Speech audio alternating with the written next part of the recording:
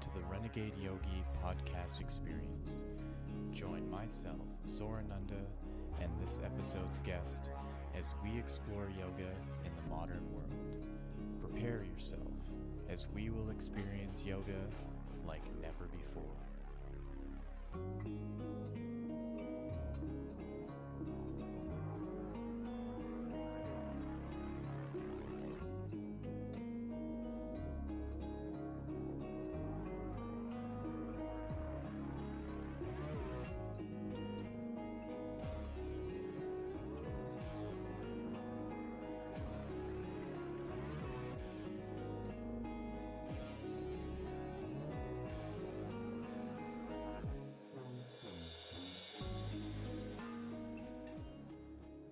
Hi, and welcome to the Renegade Yogi Podcast Experience.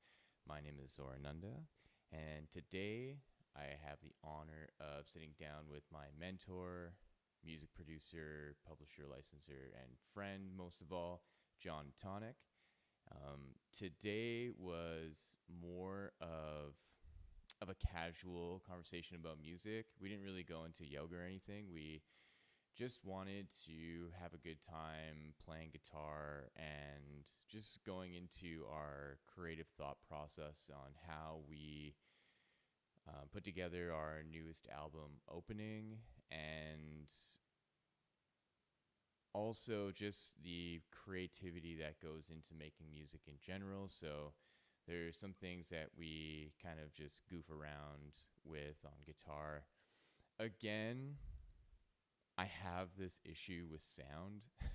So our conversation is great. The sound quality is great. But for whatever reason, when we patched in our guitars, it didn't pick up the guitar. So you still hear it, but you're not hearing it come through at the same level of our voices. So you're going to have to listen a little bit more keenly for the guitar stuff. It is there, but yeah, I know one day I'm going to have all of this figured out and I'm going to have everything run smooth when I think I have just better equipment, a more professional space and stuff, because obviously I'm doing this just out of my living room if you're watching this on video. So it's a process. I'm slowly growing, and I know it's going to take some time to get to the point where I have a small team of people and we can tackle these issues on the fly and go from there. So yes, thank you for tuning in and watching so far.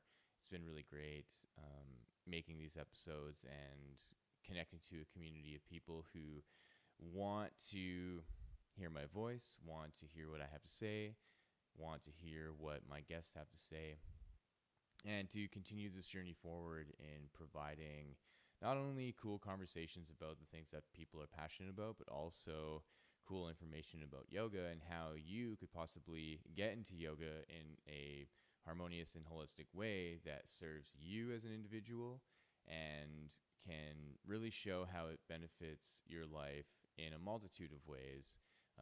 From not only the physical practice and the breathing techniques to also the philosophies and the moralities and the spirituality of the world of yoga and the practice that it entails. So I hope you enjoy this episode. Thank you again. Enjoy.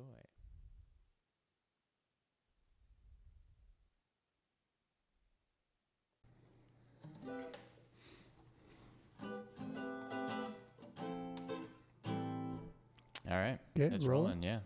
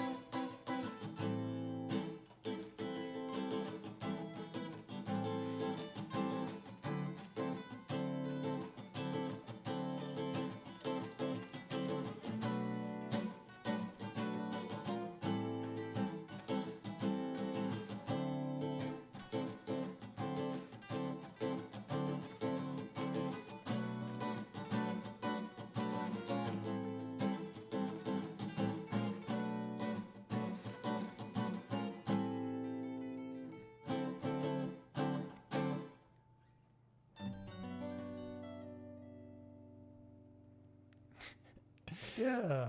Welcome to the Renegade Yogi Podcast Experience. We're doing a unique exploration of music and the second podcast episode with my producer, licenser, publisher, mentor, John Atonic. And we just had a little jam session there, intro, to get a good sense of what we're going to be getting into today. And just exploring our love of music and our kind of sense of passion of what we've been co-creating and what we've been working on over the last 3 years. It's been like a 3-year journey. It's about that. Yeah. Thank you, Zoran, for that introduction. And it's a pleasure to be back on the Renegade Yogi Podcast. Yeah. So this is going to be really fun because I don't think any of us has really done anything like this to kind of broadcast to people, and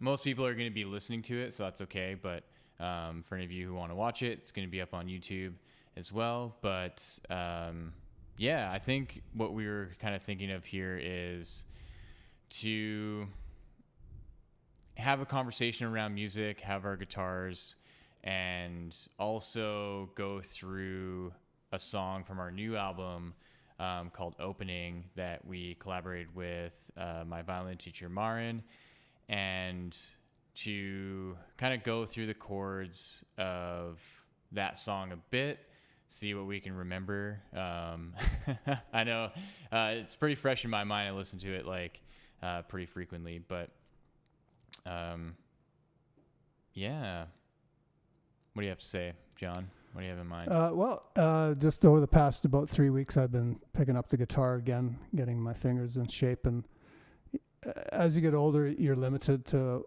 how much you can do. Like playing these bar chords can get pretty challenging. Like after 10 minutes, my hand is sore. And it's but doing lead is a lot easier on me. But, at a certain point, you'll reach a maximum technically that you can play at. And as you get older, that maximum kind of keeps going downhill. Oh, yeah. I'm over the hill here. Yeah, I'm already seeing that even within myself. That, I think it's a combination of just working laborious jobs and hitting my fingers with hammers and doesn't help, just all the little bits of scar tissue that are now in my hands where in the past, say 10 years ago, I've been able to do things, and I'm half your age and I'm already starting to feel that Mm-hmm. But what I was thinking about just recently, that as soon as you're out of practice for any extended period of time, you have to double the amount to kind of get back at where you were. And I know for the life of me, I don't have 8 hours, 9 hours a day like I did, when I was living in an apartment. It doesn't take that much though. Calluses, it took 2 weeks. I got my calluses back. And then after that, it's the bone can't handle much anymore kind of thing. Yeah, that's where I feel it too. It's right in the bone, right in the middle of the finger that there's a strain that happens. Look at us. Yeah. But not like when I was in my 20s, I could, practice these scales for 8 hours a day if I wanted to, right? Yeah, exactly. But excuses aside, I think the talent is still there, right? The skill and the talent to be able to do these things doesn't really go away, right? What I find goes away really quickly is songs that I learned in the past. It's basically the bank of music that is just in my head. It's just locked somewhere, right? Whenever I hang out with Corbin, he's like, oh man, do you remember this song? And I'm just fuck no. I don't remember that at all. It reminds me of a dream I had the other night, or was it my nap the other day? I forget. And on stage, trying to wire my guitar pedals up with this band I used to play with in the 80s.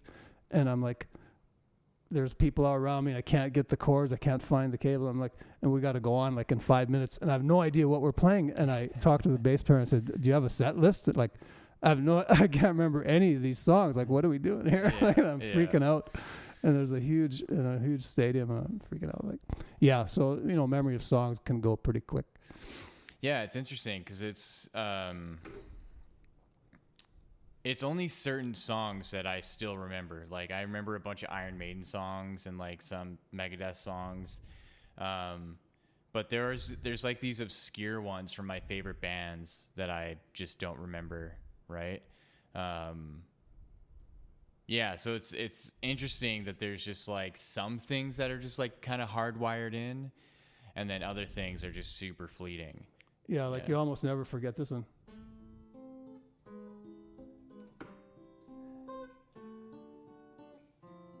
Yeah, Stairway. That I'll never forget. Yeah. Or like, this is the thing that we probably have to be careful of, because when we play other people's music, and especially put them up on YouTube, I don't know. Maybe it's a little bit different if we're playing our own instrument. It's just like off the cuff. Well, and also we have that, what do they call that? Free use, because this is an educational as long as I like put it, there's like something that I gotta find. There's actually a copyright line. I remember watching a video of a guy that was using other people's music, and then he would like critique it, and right at the bottom of his YouTube description he was saying that there's like a disclaimer that's like, this is for educational uses only. Right. So, we're okay with that. And like Dire Maker by Led Zeppelin. Oh, that was one of my favorite. Yeah. Like, starts on a C. Forgetting. So it was C. Yeah. That's A minor. Oh my God. This is embarrassing. F. Oh, you don't have to go.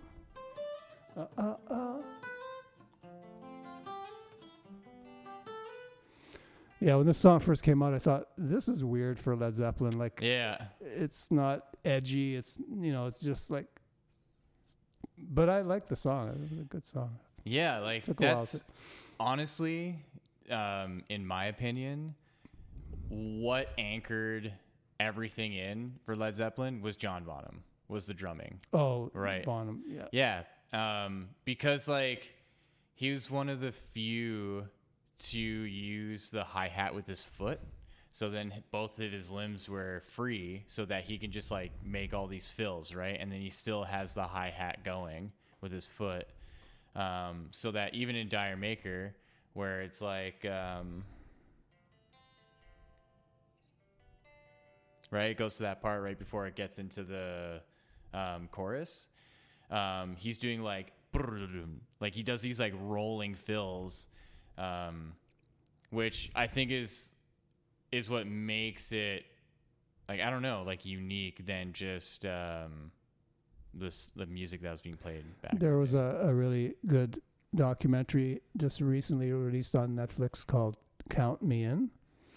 Okay, I saw it, but I haven't seen that yet. It's good? Oh yeah. Bonham was, I think he was another jazz schooled drummer.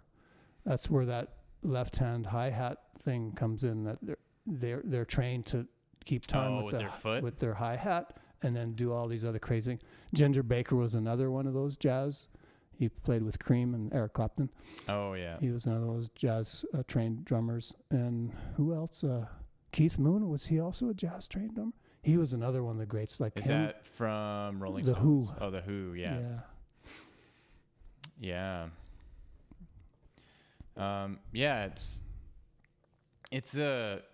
It's amazing to see how far music has come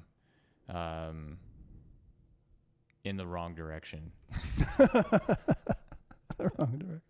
Well, because like you see what was mainstream back then, right?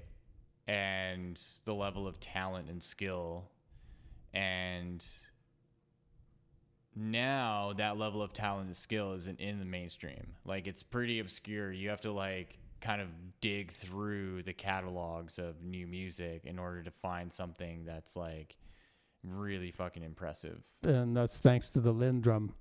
It was in the 80s when there was the first drum machine that everybody started using. There was that, they actually contrast the drummer band compared to the when electronic in that documentary, Count Me In, where they featured the song "Don't You Want Me, Baby." Oh yeah. Don't you want me now? And that. Yeah. Don't you want me, baby? Yeah, and this. Yeah. And just like totally no groove, no feel, nothing. But that just took off. And what do we got now? Electronic dance music. I mean, there's a lot of more interesting grooves that have been happened since then. I think they've got a little bit deeper into creating, funky beats with electronics. Well, you can do too, but still, it's not the same as a real drummer who's just, it's that human touch that you just can't replicate. Yeah, and of course, obviously, drugs and just like raw talent, it's like, yeah, it's wild. Like, I was thinking about that recently, of how much drugs influenced the creation of all music. And it still does today. Yeah, of course. Even myself, I like to smoke a joint or hit a bong or something. And I get really creative and think of things. Things come up when you're jamming. You just kind of come up with things that you wouldn't normally think of or do, or what you might think is you're trying to do a part, but you fuck up and the mistake actually sounds better than what you're trying to do, right? So, hey, let's keep that. Yeah. And because pot is legal here in Canada, we can talk about that. We can. Yeah. It's all cool. Yeah. We can even smoke a joint right now. Yeah. I don't have a joint. So. But I don't have one either. Anyway, I got to drive home after. So. Yeah. Yeah, it's interesting because like that part of the brain that wants to be super technical and accurate, it's like just loosens up a little bit. Mm-hmm. So I find that too. I like, it's a double-edged sword for me because I can smoke weed and then have them like the most amazing just improvised jam, and just like it's just like I let my fingers go and I don't have to think about it. And then there's times where I'm just looking at my guitar and I'm like, I have no idea what I'm going to do. I have no idea where to even begin because I'm just like so high and I just don't even know what to think. Yeah, so it's interesting to try and like tune into that, but I think for me it's just like kind of hit or miss. And I think it might be even just be at what point, if I like just smoke weed, I find if I'm like just freshly high, it doesn't really work out. I've got to like wait a little bit. But yeah. Okay, well, how about we hit him with another improv? This time I'll play lead. Oh, man. So okay. just lay down a couple of chords there for me. This is where my weakness is. I'm way more of a lead. Just keep it simple. Yeah. All right. Oh, man. Nope.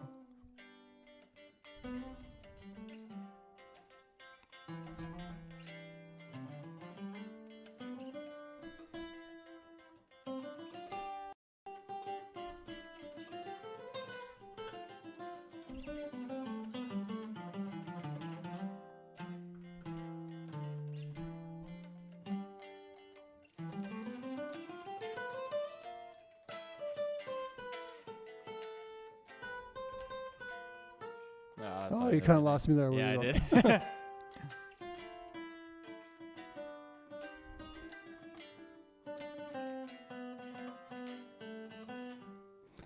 We'll have to edit that out. Yeah, no, wait, man. We're going to keep all this in. Oh, come on. Okay, try some more. Do some more. Yeah. Let's see. How about an E minor or something? Yeah.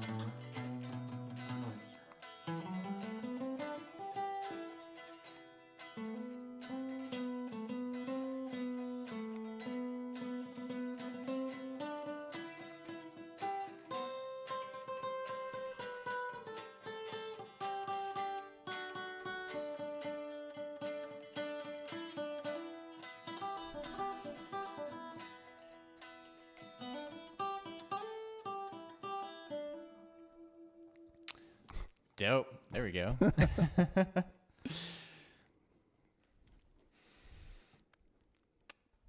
Yeah, I think why like chords are my weakness is I think it's like a visual component for me, is to be able to look at where I'm playing and to already recognize like, oh yeah, this is this chord, and then it makes sense to go from this chord to this chord and then to this chord, where I'll get lost by the time I'm getting to like the second and into the third chord. That visual like component isn't there to be like to indicate for me that I know which chord I'm going to. And it comes and goes. Like I found when I was playing piano that I learned fairly quickly just like how to recognize the chords. And so I can pick a key that I want to play in, and then I just know the pattern of the chords, and I would do it over and over and over again, so that visual part is there. And then it would be really easy for me to go from what chord to another, right? Yeah, I can give you a little tip on that. Anyone else who's having that kind of issue is that I'll just start with first your basic, bar chord. Everybody knows the bar chords. Well, not everybody, but if you're new to chords, is to learn, first of all, learn the notes on the sixth string. So you got E, F, G, A, B, C, D, and then back to E, to your octave. So, and when you're playing chords that have the root on that string, then that's how you determine what chord that is. So in the key of F, let's just take F for example, we've got F major. We go to G, it's going to be a minor. G minor. So the next note in F scale is A. It's going to be a minor. Then we go to F, to a B flat after that. It's going to be a major. And then a C is going to be a major as well. And then a D is going to be a minor again. And then to E, which is going to be a diminished chord. Which is, it's kind of a altered diminished chord there. And then back to the F, and then learn how those, and then switching from the root on the sixth string to the root on the fifth string, same thing. There would B flat, C, D, E, F, G, A, B flat, C, and so on. So you've got your major chord, your minor chord. So those would be two major ones. Then your minor, D minor, to your E diminished, and back to F.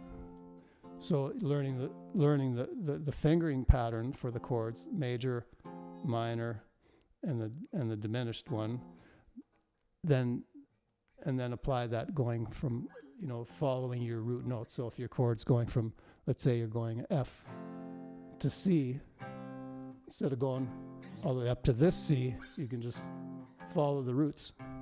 Yeah. And then A minor, B flat. Yeah. That makes sense? Yeah. Yeah, it does. And obviously for those of you who are listening, just do your best to follow along. So learn the notes on your sixth string and your fifth string. I think that's to start the one with. thing that I missed to do is like that. Basically, the string set right below it. How to fit that into the key, right? And then the pattern will be the same for whatever key you're in. If we move up to key of G, it's going to be the same pattern, but it'll be G major, A minor, B minor, C major, D major, E minor, F diminished, and back to G again. Yeah. And that doesn't change, right? So, correct. Because I thought I saw somewhere that there's like, that there is a key where instead of going major, so your tonic or your root is major, minor, major, but it's always going to be major, minor, minor. Correct. Yeah. Yeah. Okay. Starting on the major key signature. Yeah. Okay. I don't remember where I saw it. Maybe it was a different scale, but no. We'll just stick with that. And yeah, so like what I did is I just learned G major everywhere. I found that like because all the open strings are all in G or can be in G, that it just made for like an easier time trying to figure it out without like making mistakes because you're playing an open note when you shouldn't, right? Mm-hmm. Yeah. Then there's the other theory part of the chords and the scale is learning the degree notes. So in your major scale, you've got degrees are 1, 2, 3, 4, 5, 6, 7.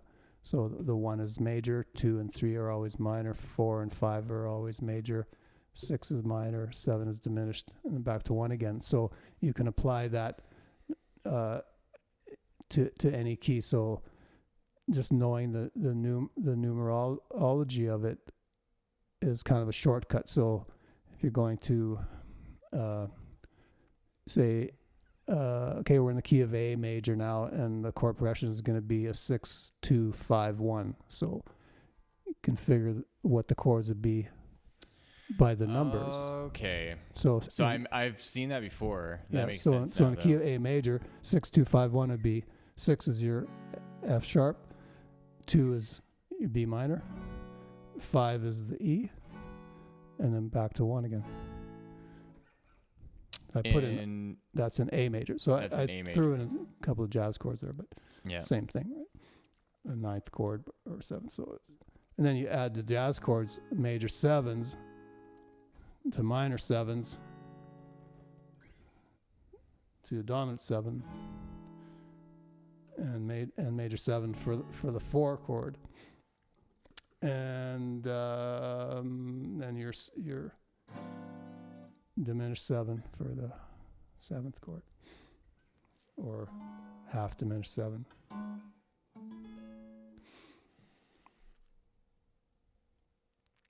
So yeah, I mean, like these things, don't too stress out over it. Like, I think the key for me is really if you've got the talent and you can hear and just play anything that you hear.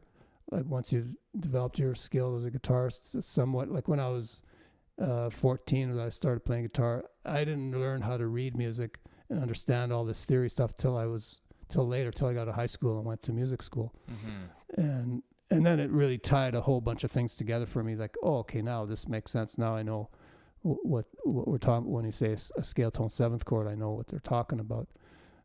So that's just chords are made up with 3 notes. So you got your 1, 3, 5, and then back to 1. So that's called the triad because it has only 3 notes.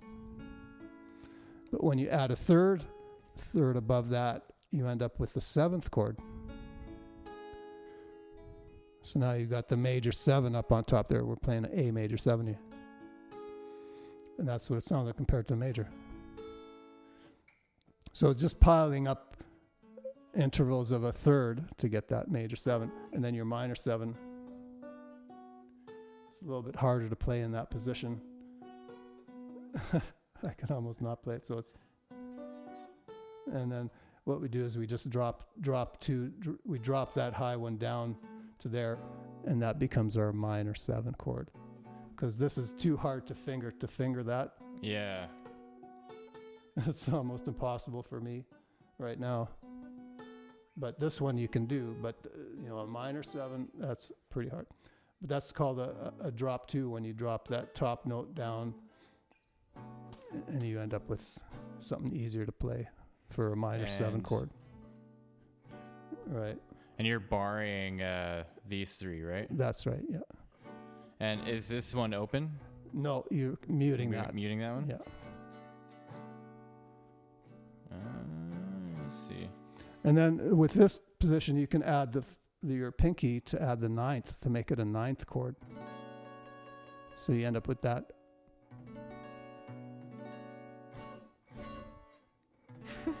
So there's a little bit more advanced jazz chord. There you go. Yeah. And that transitions really well to the D7, which becomes a D13.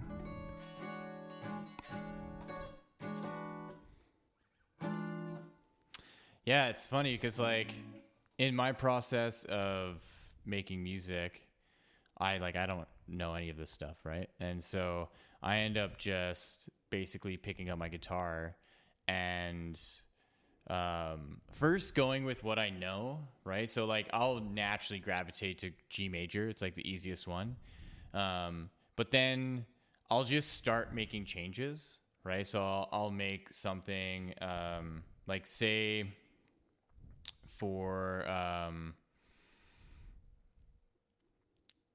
so say for like we can even look at opening right now, right? Because like you showed me the chords for opening and you only showed me the 4 chords, right? So like the right. And but then when I started playing around with them, then I just let my kind of body do what it wants, right? So then it just immediately I'm like,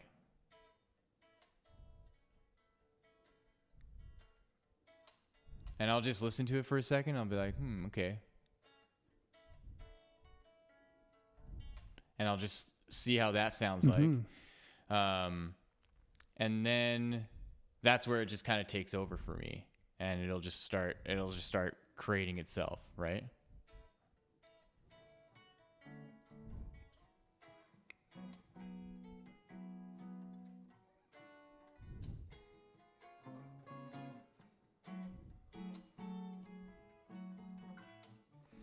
Yeah, that first chord, that's another jazzy chord. Mm-hmm.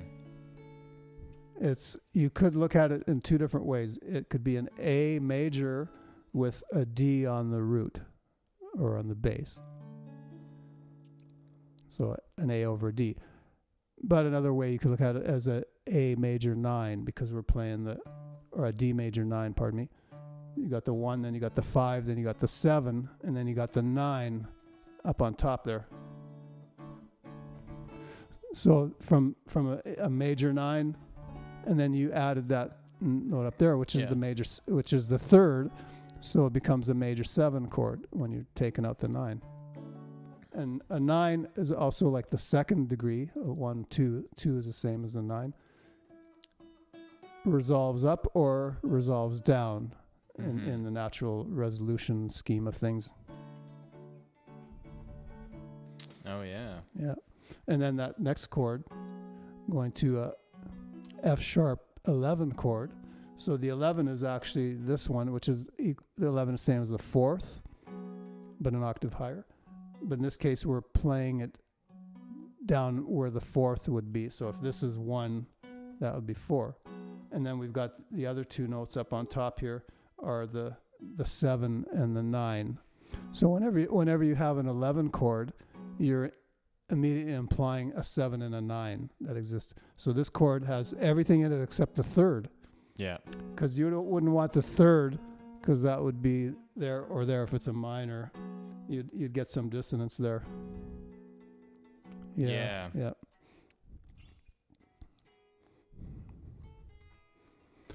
And then the next chord after that, we go to, I think it was an E. Oh, okay, a D major, right? But you're voicing it with what's called the first inversion. You're playing the 3rd on the bottom. So you got a 1 D and then an F sharp is the 3rd. And it gives it that kind of like it wants to go somewhere feeling. Yeah. Because of that F sharp, right? Right. And that's a common thing you'll hear in a lot of music. So where the bass guitar or bass, and if it's an orchestra thing, will actually play the 3rd. There's no other notes below it. It's just a 3rd on the bottom and everything. It creates kind of an open, unresolved kind of feeling that it wants to go somewhere. And normally the third, you resolve up to the fourth. But in this case, we're going from this chord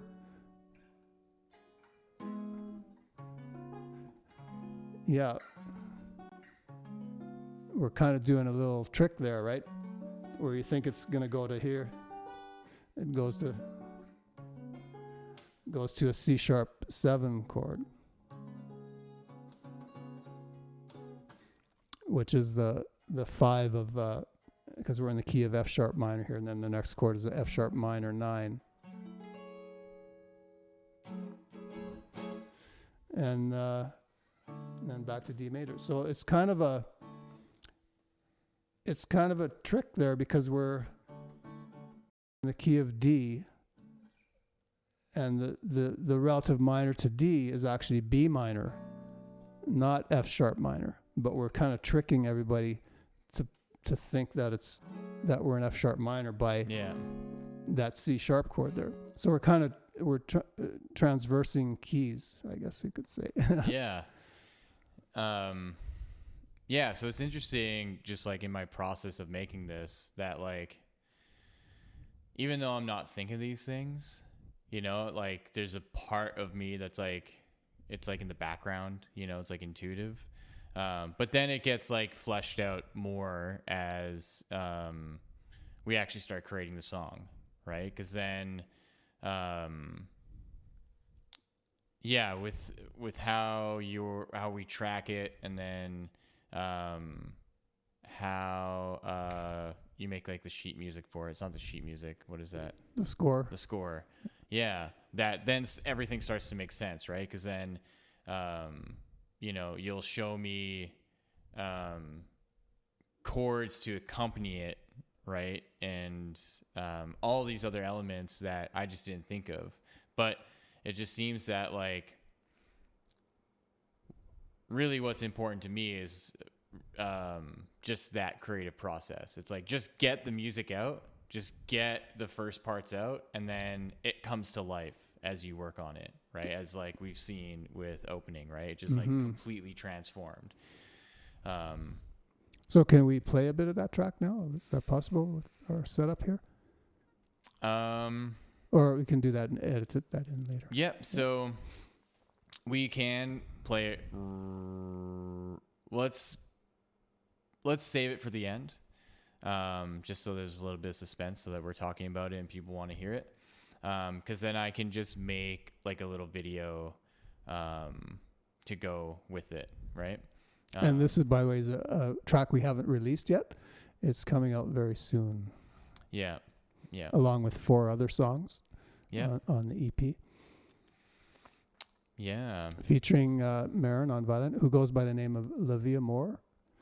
Yeah, I'm super excited. Like,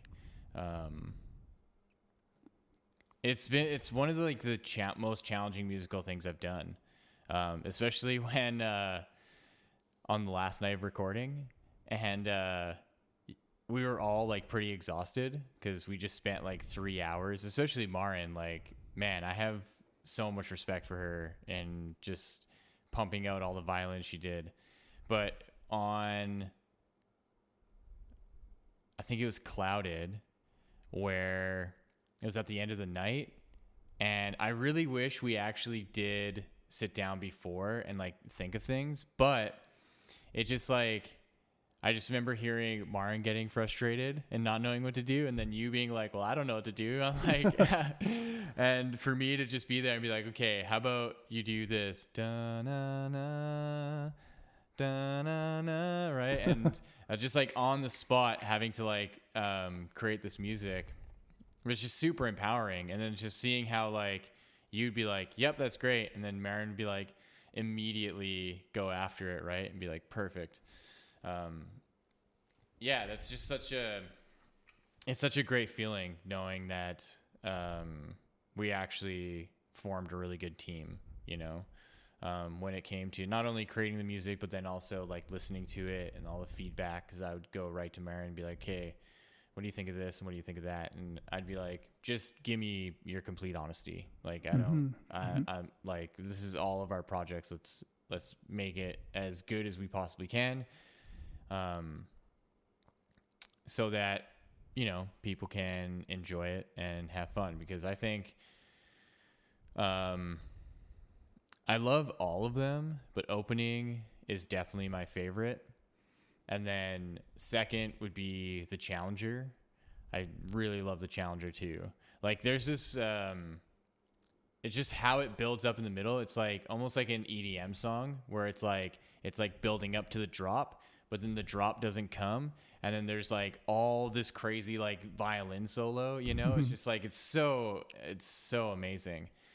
Right. So, it's just that, that allows me to feel so fulfilled with what we've done. Right. Like, man, 2 people can listen to it. I'm like, I don't care, because it was just the whole process. Right.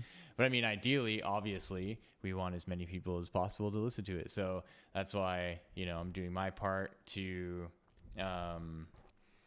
get onto other podcasts and just find new and unique ways to distribute music, because I think the mainstream way of doing it is really hard, right? Like they demand a kind of grind to it. Like they want you to be broke and living out of some shitty apartment, playing music 12 hours a day, trying to like figure out how you're going to get recognized, right? Like that's what they want. Like that's what the industry wants. But like, you know, they don't want a couple dudes that are like, well, we don't have to do that. You know, like I can just still have my day job, you know, and I can work on this stuff when I have the time to do it.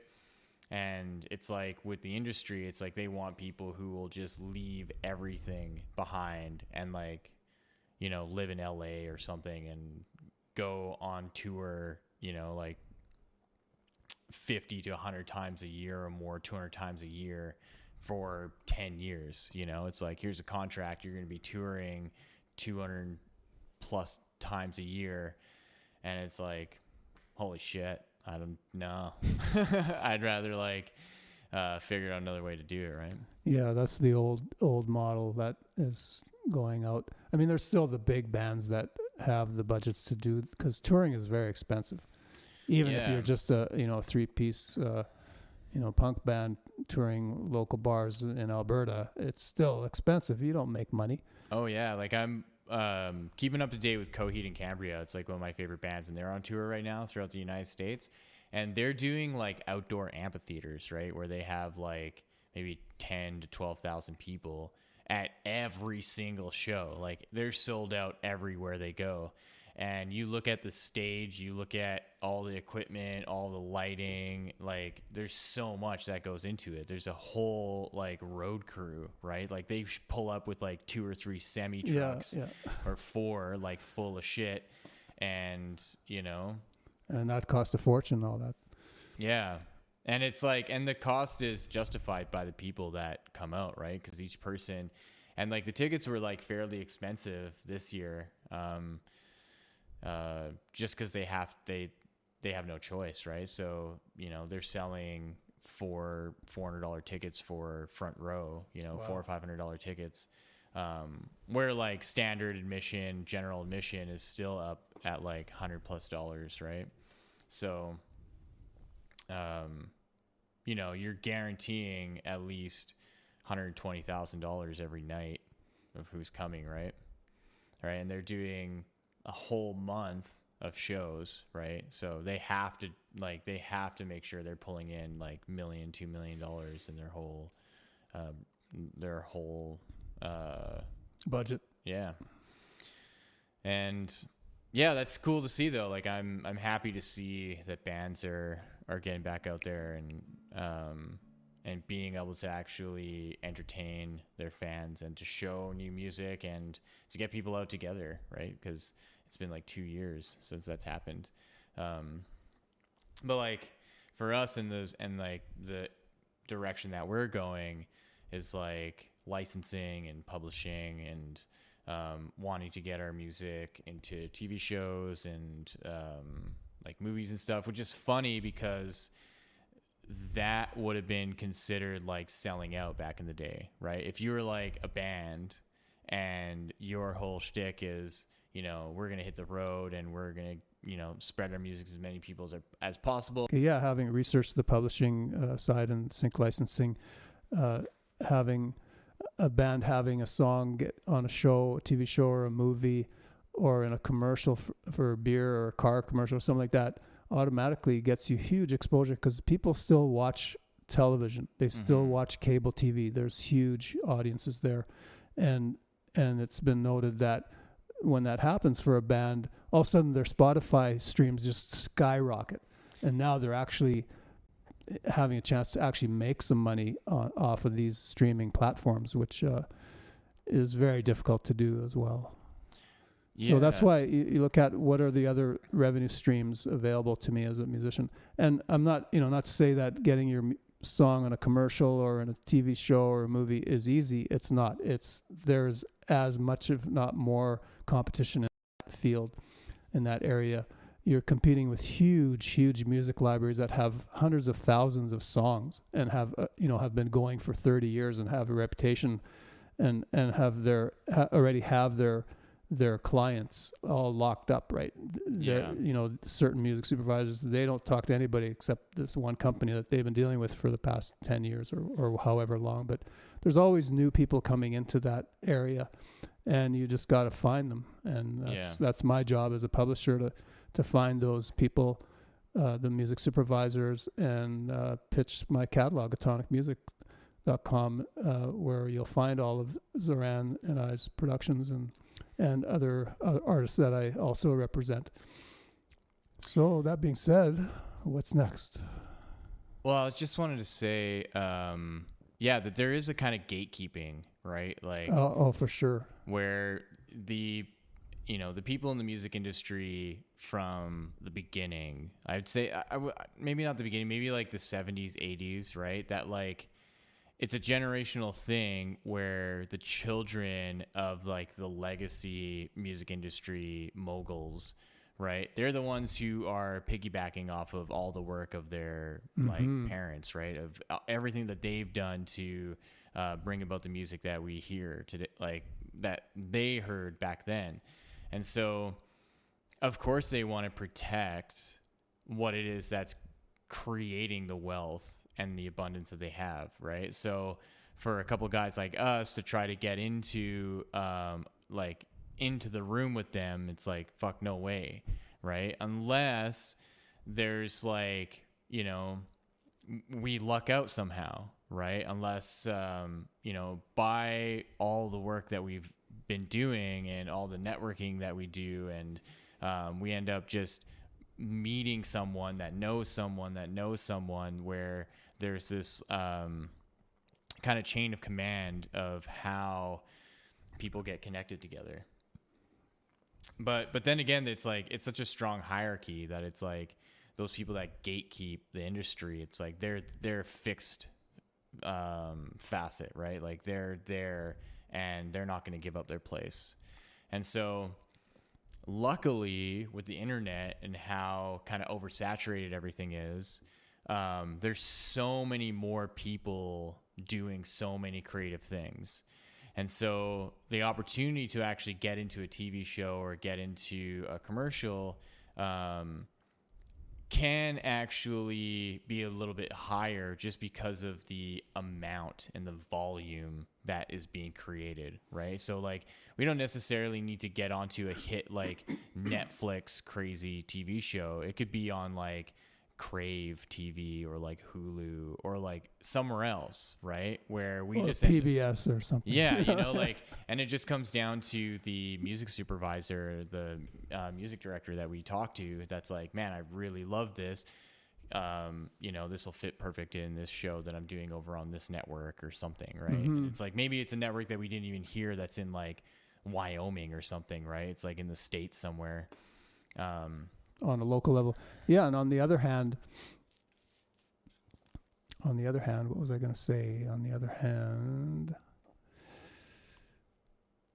unlike mainstream radio, they hardly ever play an independent unknown artist. Oh yeah. They stick with, the ones that are coming through Sony, ITV records, Yeah. and the three big labels. They stick with those. And if you're an indie that has like a bazillion YouTube and Spotify streams and then they might play you. Oh yeah. Whereas with the sync licensing for shows and television and movies and things like that, the music supervisors actually have a reputation for wanting to have independent artists, unknown independent artists, picking stuff from independent artists who are unknown, and they take pride in breaking them into the market. Mm-hmm. So that's a thing to kind of be like aware of and connect with as many music supervisors as we possibly can when there's that one that, like you said, I really like this, and nobody's ever heard this ever, right? It's obscure independent music, and it gets into a show, and all of a sudden there you go, you've broken into the mainstream. Now people are looking for you. Yeah. So that's as opposed to mainstream radio, which if you're an independent artist, I'm sure you've heard of radio trackers. You pay them thousands of dollars a month to submit your single to a whole list of radio stations, and it's pretty much a waste of money. Like Mm-hmm. I've been there, I've done that, and it's just not worth it, because these radio stations will not play independents that are unknown. It just doesn't happen. You might think to target like university radio station, like what do they call? Yeah, like campus radio. CJSR. Yeah, campus radios, local stuff like that. That's kind of doable, but I wouldn't be spending money on it, honestly. No.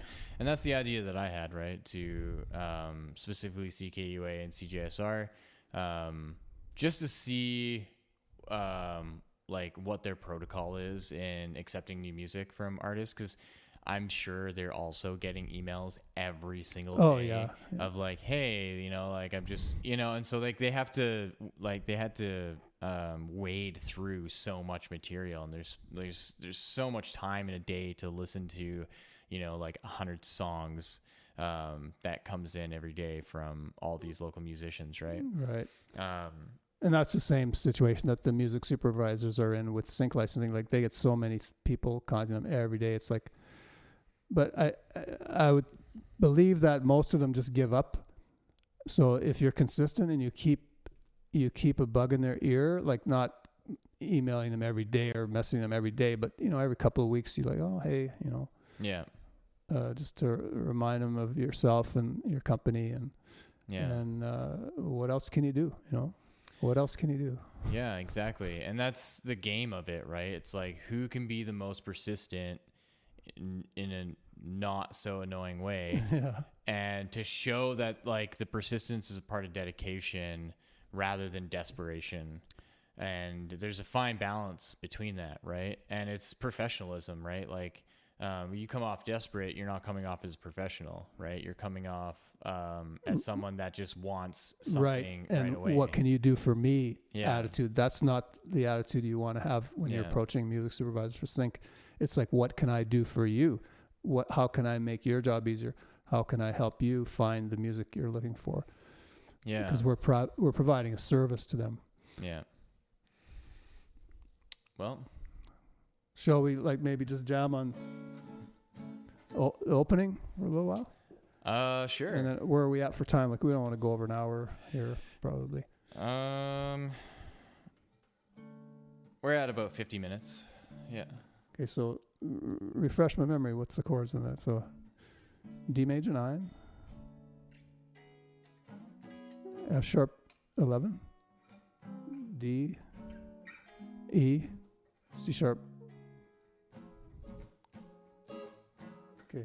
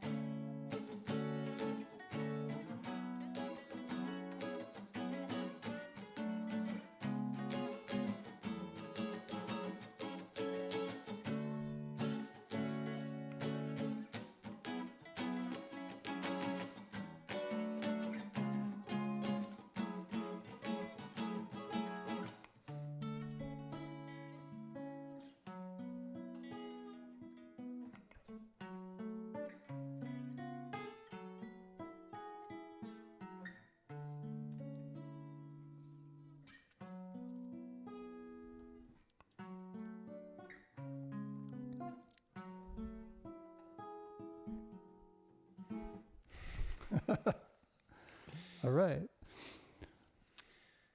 So playing music isn't easy. It's one of my like most pleasurable struggles, you know, because like I have this weird relationship where I'll just not play my guitar for an extended period of time, and I don't know what it is. It's like there's just something that just prevents me from having this kind of like relationship with it where like I'm like, okay, I need to practice every day, I need to learn something new every day because I'm a musician, I'm a guitarist.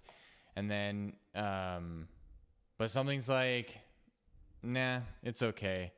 And then I'll like pick up my guitar after that time, and suddenly I'm just creating all this new music, and it's like I have no control over it. And then the learning for me is like figuring out what I played and figuring out how to expand on it and to create like more stuff out of it. But then I also realized that like, sure, I can do that. I can just live my rest of my life doing that, right? But then it's going to come to a point where it's going to become stagnant. And I already feel that happening, that like there's this little bit of stagnance, and I'm like losing touch with songs that I learned in the past, and then losing touch with songs that I created that I'm not remembering how to even play. And then when I'm actually creating new songs, it's like they're too similar to the stuff that I created in the past. So now that I know, that's how I've like targeted and figured out where the stagnance is, of like figuring out, okay, now what steps do I take to get out of that, you know? And to me, it's like a whole new level of drilling. Because remember that like sheet of paper that you made of like basically F major everywhere? Oh yeah, all the scale patterns. Yeah. Going up So I took a picture of that, and I'm pretty sure I like deleted it. So I need it back. And I don't know if you have that piece of paper like around your house. I might still have that. Yeah. Well, if I emailed it to you, then I've got a file somewhere. No, you just you just took a wrote picture. it out because like one day you're just like, here, and I don't think I took it with me. I think I took a picture of it and I left it. And I remember like one day just like going through my phone and then just like deleting en masse like all this stuff, and I was like, oh fuck, I just deleted that one thing I needed to actually like. Yeah, well, we can run through all those right now if you want. Yeah, sure. Yeah. So start on F major. You got your, and there's a 1-2 stretch that you're doing that you want to maintain here. So 1, 2, so F, G, A, B flat, C, D, E, F. So that would be 1 octave, and then continue to the next octave.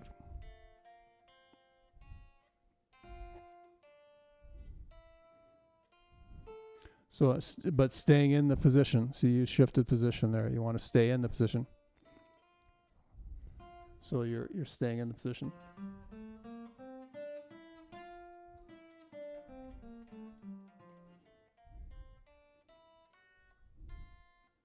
Right. Remember that 1-2 stretch. Try to maintain that 1-2 stretch. Like that, right? Yeah.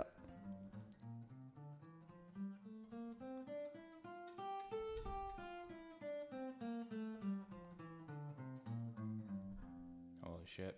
All right.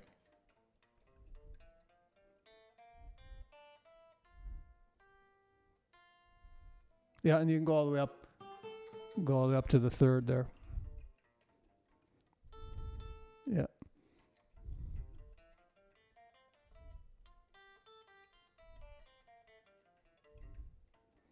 Right, and then starting on G, you have a minor pattern.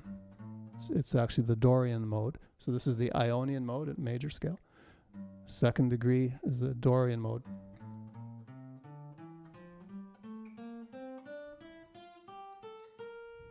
Holy shit. Now, these are the fingerings that I use, but there are alternate ways to do that. You could do it this way.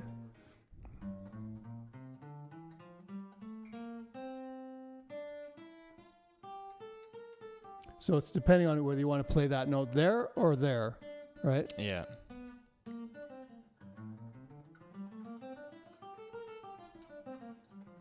So that's the second one. The third one is a Phrygian mode.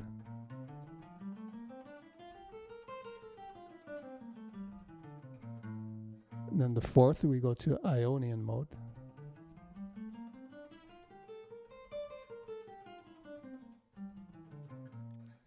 The fifth, we have the Mixolydian.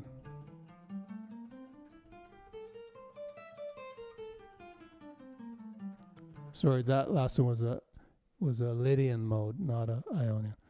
Lydian. And then to the Aeolian mode, which is otherwise known as the natural minor.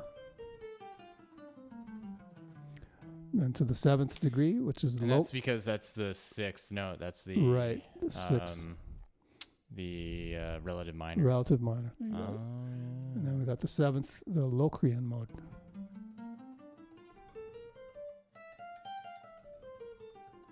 That just reminds me of Yngwie Malmsteen. So yeah, that sequence of patterns is the same in every key. If you're starting on G, it's going to be the same again starting on G. The order that each of those scales go in, and just to be able to visualize that on guitar. Another good way to sink in is to start with one, and then go down with the next one. So and then shift position again.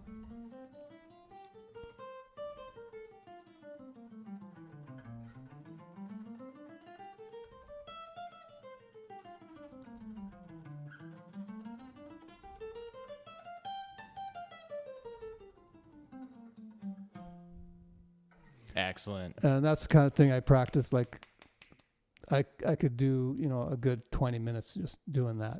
Yeah. And not only just for technical skill, but also for knowing where you are in a certain key. Like a good thing to do once you develop technically, once you've memorized all those scales, then go through the circle of fifths, playing all those in all the keys. So you start on C, then you go to G, then you go to D, then you go to A, then you go to E, then you go to B, and so on through the whole circle of fifths till you're back at C again, and then you've gone through all the keys.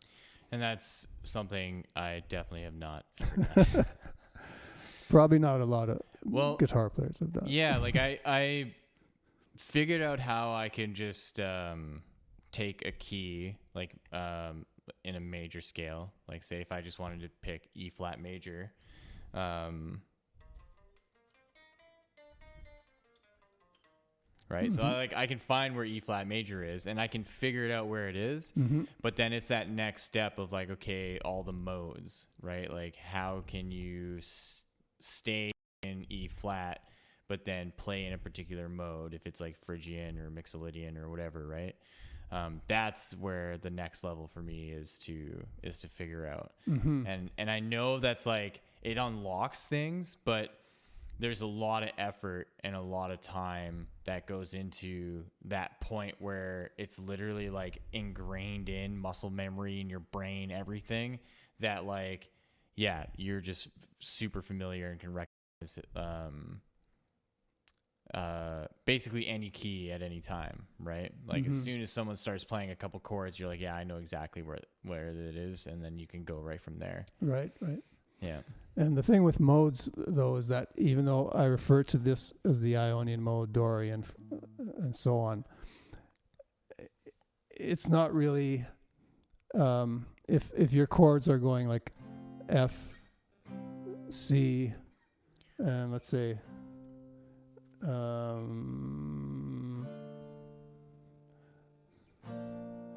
If you're doing something like that, so you're going 1, 5, 6, 4, so F, C, D minor, B flat. Okay, you're still in the key of F, even if you're starting with the scale pattern that I refer to as Dorian. You're not playing in the key. You're not playing in a Dorian mode. You're just using that pattern, but you're still in the key of F. If you were playing in a Dorian mode, it would be G Dorian. So it would be a G minor chord, like what we were playing earlier. Yeah. G minor 7 going to like a C7.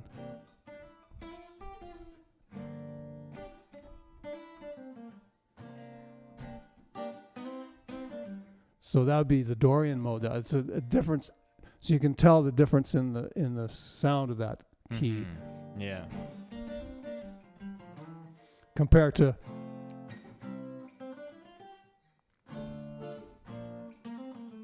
right? Yeah. So the modes are tricky. Like there's very few pop songs that would play in a Phrygian mode. Actually, no. Let me rephrase that. There's a lot of the flat 9 sound there. Yeah.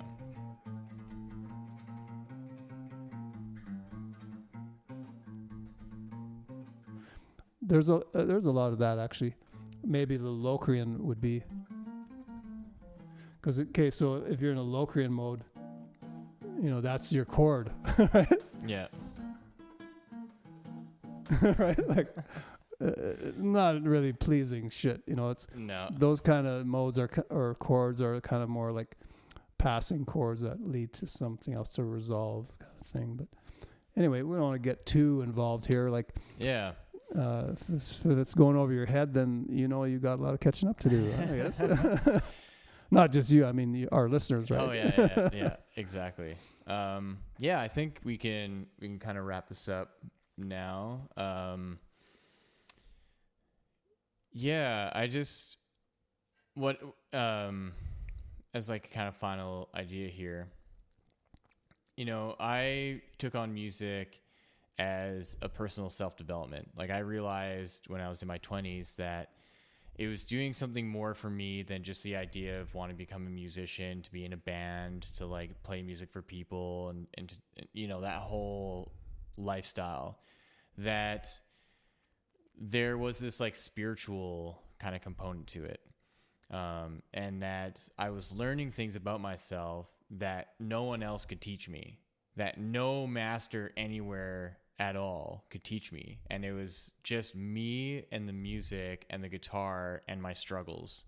And the way that I overcame the struggles of learning, what it would take to play a certain song, that once it clicked and I got it, there was this like opening that happened, right? And then with each progressively difficult song, there were these like levels of consciousness that I was exploring and figuring out for myself in that like self-development.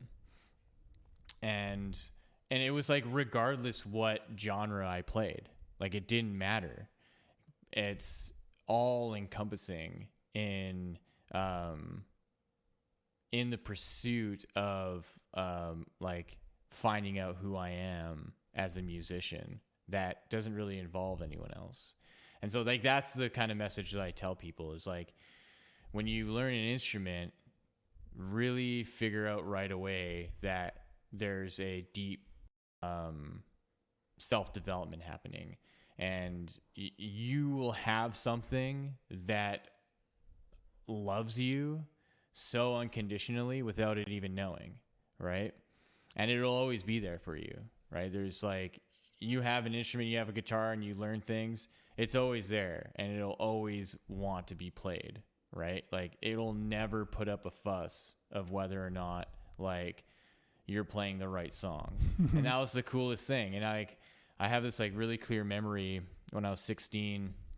I had my guitar for about a year. I had broken my arm snowboarding, and I realized that, the path of snowboarding wasn't for me. I was like really hardcore into it. I was going every day at Rabbit Hill, like right to the park, and like doing the craziest shit in the park, right? And like really pushing towards becoming an amateur snowboarder. Ended up breaking my arm, and I had this like epiphany of a kind of like a life crisis, because I realized that every sport that I thought that I was going to like really dedicate into and like really want to pursue, that I would injure myself somehow. And between soccer and skateboarding and snowboarding, I was like, well, I don't want to hurt myself anymore. You know, like, I don't want to take the risk. And I just remember thinking that, and I was like standing in the hallway between the living room and the kitchen, and my bedroom was just beside the kitchen. And my guitar was leaning up against my bed, and the light was shining off it. It was like this cherry red guitar, and it had this like glow to it. And I just like looked at the guitar, and I was like, oh my God, you're never going to hurt me. And it was just like such a profound moment that I really felt myself fall in love with music right then and there. And I was like, you're never going to hurt me. I was like, maybe you'll break a string, but I'm never going to like break a limb, you know, playing you. I'm going to get calluses, but I'm not going to like, you know, it's not going to be a life threatening injury if a string breaks and it like hits me, you know? And that, it was like simultaneously feeling that love for music was like an immediate like pact with myself that music is for the rest of my life. And it was knowing that like, it doesn't matter if I become famous or not. It doesn't matter if I make the most perfect piece of music. This is a lifelong journey that is going to unveil new parts of myself. And it really has. It's been incredible. Yeah, I can really relate to that, because I think I came from a similar perspective when I was a teenager and 18, and then decided to go to college to study music. And I wanted to be the best guitar player ever, like better than any of them out there, right? And I would practice so much, like amazing how much I practiced every day. And but eventually the idea of, I'm going to be a rich and famous rock star creeps in, right? As soon as that starts happening, then you're up for disappointments. Because I think, you know, people that pick up a guitar or any instrument or singing or whatever with that in mind, that, oh, I'm going to get rich and famous, but, you know, you're going to be disappointed, because trust me, you probably won't. Mm-hmm. And if that's the only reason you went to doing it, then it's not going to last long. Yeah. Yeah, because it's kind of selfish, right? And I think in the industry, there's like a level of selfish that you need to like surpass beyond everyone. Like, you need to be so like, I don't even know the right word is. Authentic. Yes, it is authentic, but there is a self-centeredness to it. There is like this like feeling that you know that you have this like talent, and you know that you have these connections, and you know that you're in the right place at the right time, and that you are superseding so many other people because of this combination of like luck, arrogance and ego and talent and authenticity, right? Like, that doesn't mean that you can't be an authentic person, right? Like, there's you know, plenty of guitarists who are great people, but if you were to actually ask them like what it took for them to get there, they probably stepped on some toes, you know, like to get to the top of the ladder. And I know I don't have that within me. I'm not that type of person, you know, like, I will actually like help the other person get there, you know, like that's more of like what I feel. And I had like such a dilemma with it when I was younger, because when I was like in my like later teens, early 20s, I recognized that like I like boast people up, right? And then I'm kind of like left in the shadow, and it really, it like yeah, it really impacted me, you know, like I had a lot of trouble with like, well, shit, like I'm helping all these like people, like when is someone going to come and help me? When am I going to be like lifted up? And I just like realized back then in a kind of like pessimistic view of like, well, that's never going to happen. So like, it doesn't matter. I shouldn't even try.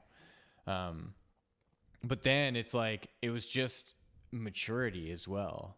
I think there's some people that just lack a kind of certain maturity to understand the business, understand the connections, and understand how it works, to really place them in the right place at the right time, right? Like for me, I like when I was in my 20s, I had no idea how to go about that, right? So I was just lacking this sense of maturity of what it would take to do that. But I think now I'm like grown into that, and so I'm starting to see how that works, and so I'm starting to make connections in new ways, like doing the Grimerica show, right, in November, right? Like that's a huge opportunity because that's like, you know, tens of thousands of people or more that's going to hear me and, you know, hear the music and, you know, get to talk about my book and all these things. So that's where I think like over the year of working on all this music and doing podcasts and stuff, it's like, it takes that time of maturity to be able to get to a point where you do meet the right person and the right people. And it's because of all the steps you've taken. Right. So, you know, there's people in my life that can probably say, well, you know, no one's listening to your music on Spotify. No one's listening to your podcast. Right. It's like, yeah, I do have listeners, but, the point is that like, it's the journey through it. And eventually it's all going to pay off. And then there could be a point where I look at my ratings for, you know, my podcast and stuff like that. And it's like, you know, suddenly in the next year, all these people are going back and listening to all my first episodes. Right. And that's all it takes. Mm-hmm. It's like, oh shit, there's this guy that exists and he does great. Okay, let's listen to all the other ones. The sound quality sucks, but you know, the conversations are great. And then they see that like, you know, there's an evolution over time. Exactly. And those people that do have those huge audiences already, I mean, it didn't happen overnight. Mm-hmm. They took years developing their podcasts and try this, try that, and connecting with other people to get to where they are. So it's not going to happen overnight. Mind you, that's not a rule either. Like you can get all of a sudden, like they say, go viral kind of thing happens, but it doesn't happen very often. Yeah, there's a weird lottery to it. It's, I don't understand it, but there's this woman from Edmonton named Tianda, and she just hit 500,000 streams. Wow. On Spotify. And it's like, this is the first time it's happened. Like, you know, her songs were usually, you know, she'd have like 10,000, 20,000, but like just in the last like 6 months, just all the things that she's been doing to like really put herself out there and really make connections is that it just finally clicked, and then she just hit the 500,000 mark. And how long did it take her to get there? Several years. Oh yeah. Like, I started following her just this year, and she would tell in her stories, like, look, like, I've been doing this since I was a teenager, you know, and like she was on this like YTV, like Searchlight, I think, like, show where she ended up winning or something. But then the music producers that wanted to work with her were like, oh yeah, you're going to do country and you're going to do this. And she's like, well, I don't want to make that music. And they're like, yeah, we don't care. And then she just like dropped out. She's like, no, I don't want to do that. And then everyone forgot about her. Right. And then she just like came back on her own and was like, this is the music that I want to make, you know, like she, writes all of her own lyrics and guitar. And I think, I'm not too sure if she like makes her own beats. I think she does. I think there's some like things that she does herself, and then she has a producer that she works with. But that to me is inspiring, right? I love seeing that, right? Because it gives me a good sense of like, okay, what am I not doing, right? The thing that I'm not doing, I'm not on social media every day posting, right? Mm-hmm. And that's fine, until I just have more content to create, right? So, I think I can leave it at that until one final riff here. Oh yeah, and if you can guess what this is, then you're not too young.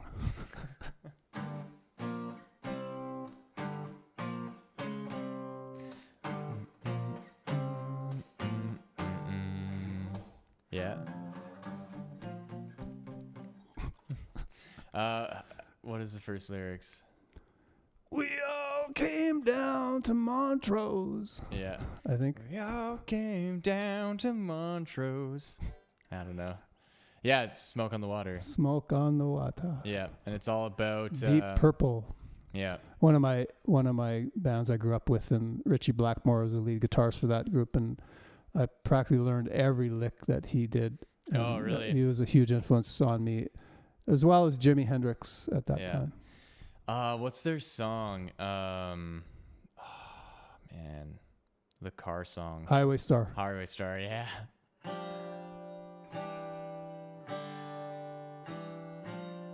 Something like that. Ain't no one gonna take my car.